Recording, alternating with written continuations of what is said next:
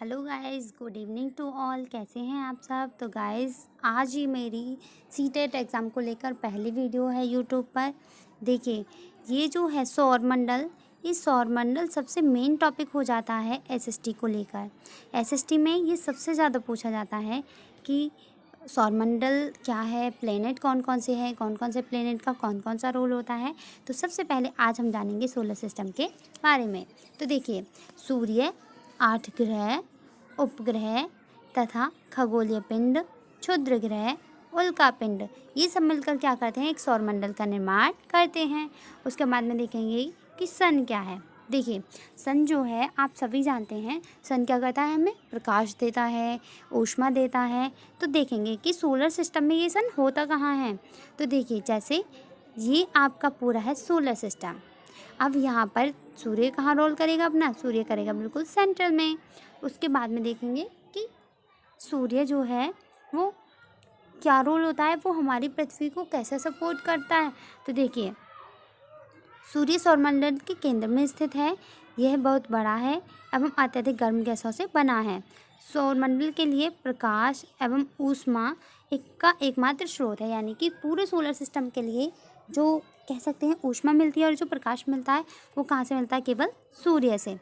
पृथ्वी से लगभग 15 करोड़ किलोमीटर दूर है, यानी कि सूर्य की जो पृथ्वी से दूरी है, यदि हम मापें, इसे मेज़र करें तो इसकी दूरी लगभग 15 करोड़ किलोमीटर होगी।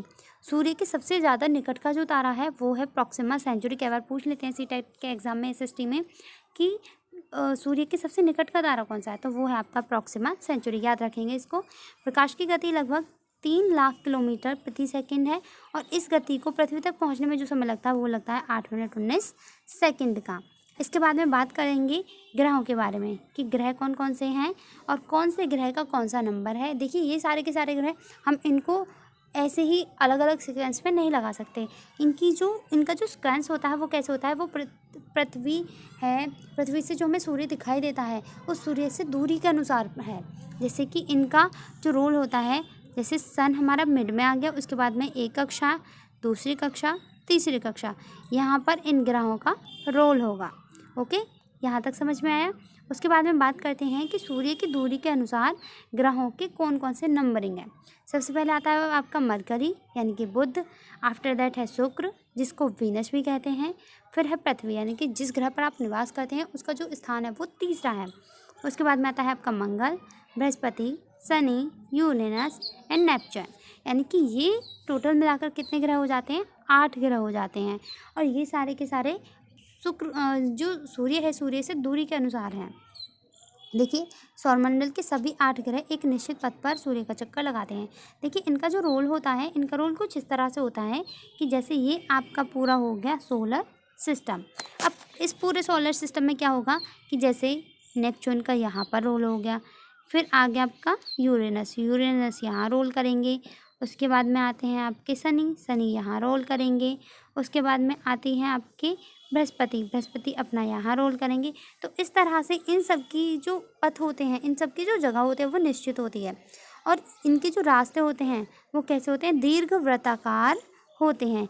इनके रास्ते जो फैले हुए होते हैं वो दीर्घ वृत्ताकार, यानी कि कुछ इस शेप में होते हैं।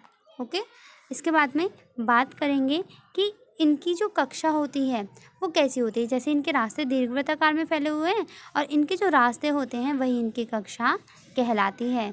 बुध जो है वो सूर्य के सबसे नज़दीक का ग्रह है, यानी कि यदि हम सूर्य से दूरी मेज़र करें तो सबसे पास जो ग्रह होगा वो कौन सा होगा, बुध होगा। उसके बाद में देखिए कि ग्रह का अपने अक्ष पर घूमना घूर्णन कहलाता है। जैसे कि मान लीजिए ये हमारी पृथ्वी की कक्षा है, यहाँ पर हमारी पृथ्वी है। पृथ्वी क्या करती है, अपनी जो उसकी अपनी स्थिति होती है, अपनी जगह होती है, वहाँ पर भी घूर्णन करती है। और साथ ही साथ क्या करती है कि एक तो ये अपने अक्ष पर घूम रही है एंड सेकेंडरी क्या कर रही है कि ये सूर्य का चक्कर भी लगा रही है। तो ये जो अपने अक्ष पर घूम रही है उसको क्या कहते हैं, घूर्णन कहते हैं।